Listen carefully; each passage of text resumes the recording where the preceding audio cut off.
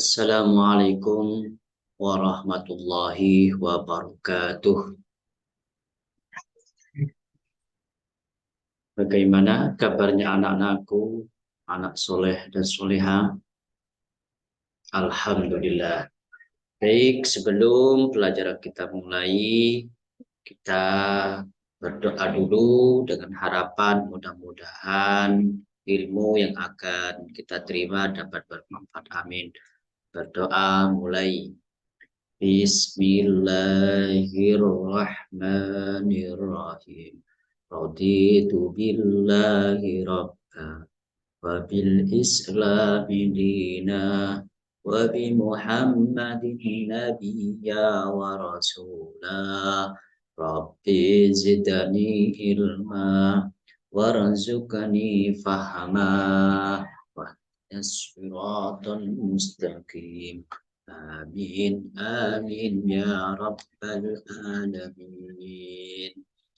Anak-anakku yang soleh dan soleha, Pak Guru akan menjelaskan materi tentang rukun iman.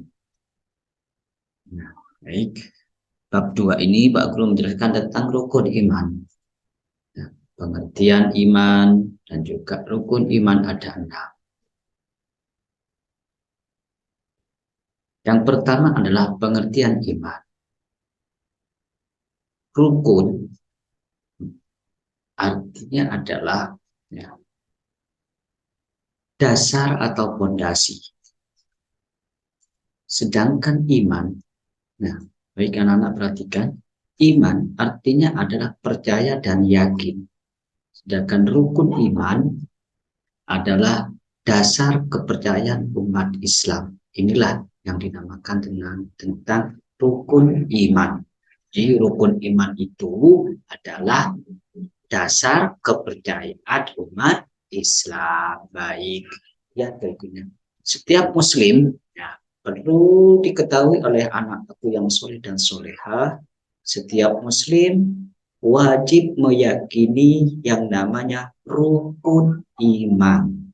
Ya, baik yang berikutnya. Rukun iman harus kita percayai dalam hati. Ya, diucapkan dengan lisan dan dibuktikan dengan perbuatan. Jadi intinya, kita sebagai umat yang beragama Islam, kita harus mempercayai dalam hati kita, ya, diucapkan dengan lisan dan dibuktikan dengan perbuatan. Seperti yang dijelaskan dalam hadis berikut ini. Bismillahirrahmanirrahim. Al-imanu ma'rifatun bil qalbi wa qawlun bil lisani wa amalun bil arkan. Yang artinya iman adalah mengetahui dengan hati, mengucapkan dengan lisan, dan mengamalkan dengan anggota badan. Yang diriwayatkan oleh hadis riwayat Ibnu Majah. Anak-anakku yang soleh dan soleha, ya, rukun iman itu ada 6. Ya, rukun iman itu ada 6. Yang pertama apa? Ya, betul. Yang pertama adalah iman kepada Allah. Allah adalah sang pencipta yang menciptakan dunia ini beserta isinya. Yang kedua, iman kepada malaikat Allah. Allah itu mempunyai tentara, namanya malaikat. Malaikat-malaikat Allah. Yang ketiga, iman kepada kitab Allah. Ya, kitab-kitab Allah yang diturunkan kepada para nabinya. Yang keempat, iman kepada nabi dan rasul. Yang kelima, iman kepada hari kiamat atau hari akhir. Yang keenam, iman kepada qada dan qadar. Itulah rukun iman yang ada 6.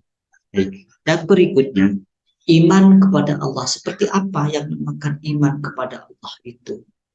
Maka iman kepada Allah adalah rukun iman yang pertama. Beriman berarti percaya bahwa Allah itu ada. Percaya bahwa Allah lah yang menciptakan dunia ini seluruh alam semesta ini beserta isinya itu adalah Allah. Percaya bahwa Allah maha mengetahui dan maha melihat segalanya apa yang ada di dunia ini. Ini yang namakan iman Allah. Beberapa cara beriman kepada Allah. Satu, kita meyakini bahwa Allah yang menciptakan dunia ini. Allah yang menguasai dan mengatur semesta alam ini. Itu pertama.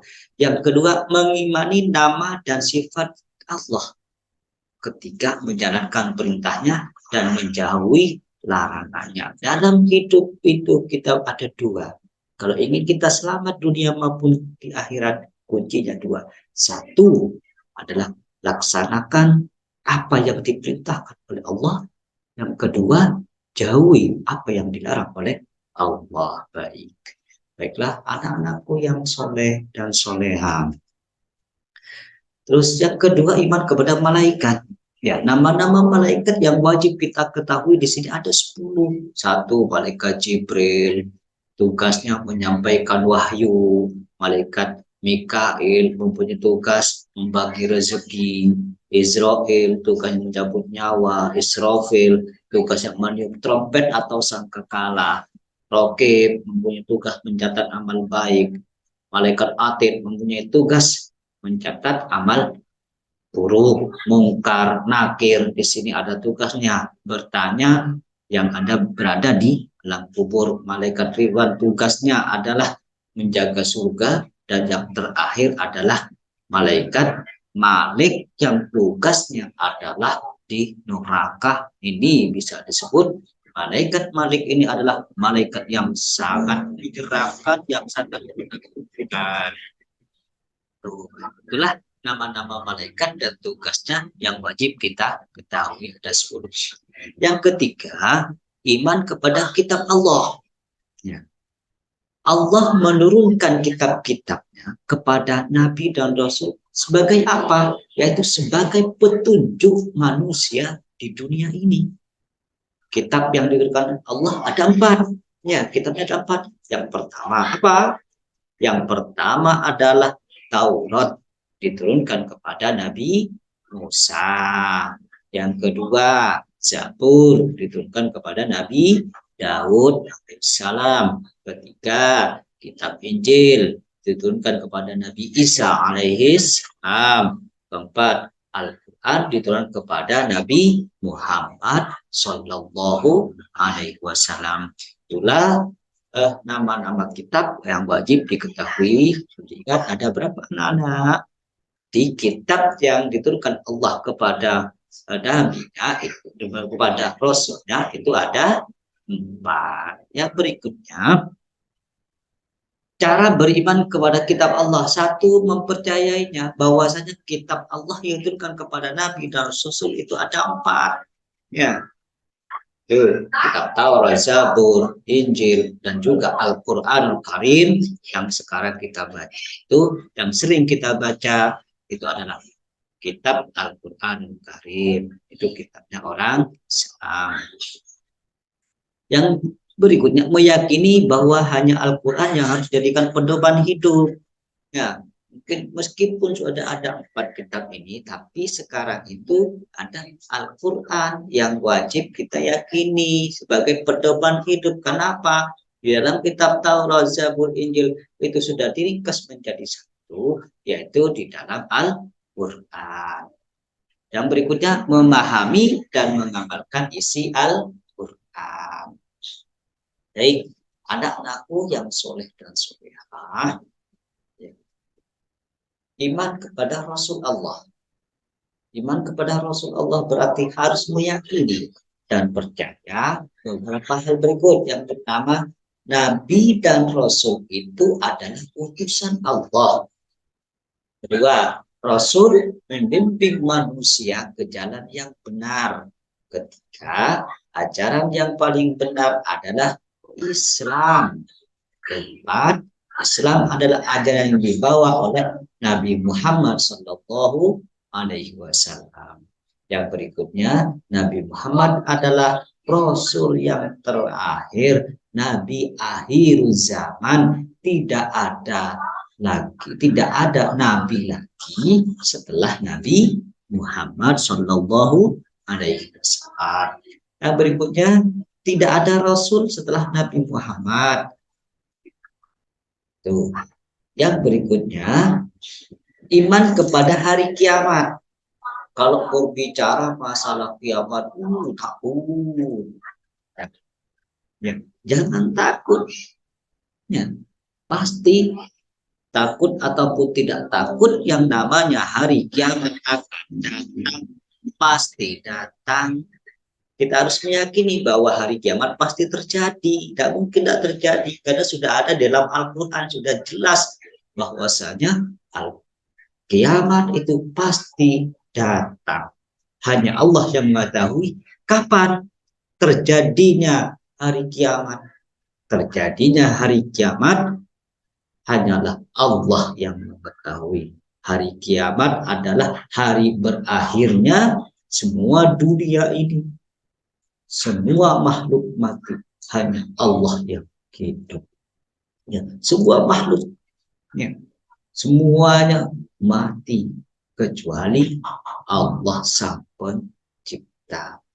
Kita juga harus meyakini bahwa semua amal perbuatan kita dunia ini akan, ya, kenapa? Pasti akan dihisab. Ada balasannya meskipun hanya sekecil biji darah. Baiklah, anak-anakku yang soleh dan soleha.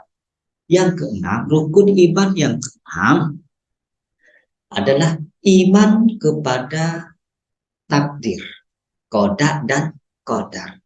Takdir berarti ketentuan Allah. Kita harus meyakini dengan sepenuh hati adanya ketentuan Allah yang berlaku bagi semua makhluk hidup. Pertama, qada adalah ketentuan Allah tentang makhluknya sebelum dilahirkan di dunia hingga meninggal. Jadi ada perjanjian, ya, makhluk manusia sebelum dikeluarkan ke muka bumi, sebelum lahir, ya, ada perjanjian kapan meninggalnya, menikah dengan siapa, jodohnya siapa, rezekinya jadi apa. Ini sudah ada perjanjian. Sampai meninggalnya kapan, di mana, dan bersama siapa. Ini sudah ada perjanjian dengan Allah. Ini ketentuan. Yang berikutnya qadar. Qadar adalah perwujudan ketetapan Allah tentang makhluknya yang telah sedang dan akan terjadi. Inilah rukun iman yang keenam. Terus anak-anakku yang soleh dan soleha, hikmah meyakini rukun iman. Yang pertama, menambah ketaatan terhadap Allah. Mendapatkan bimbingan dan keberkahan. Diampuni dosanya oleh Allah. Mendapat pahala dan ridha darinya. Menambah rasa syukur, mendapatkan keberkahan hidup. Inilah hikmah meyakini rukun iman. Terima kasih, semoga bermanfaat. Terus semangat anak-anakku yang soleh dan soleha. Dari saya, wabillahi taufiq wal hidayah. Wassalamualaikum warahmatullahi wabarakatuh.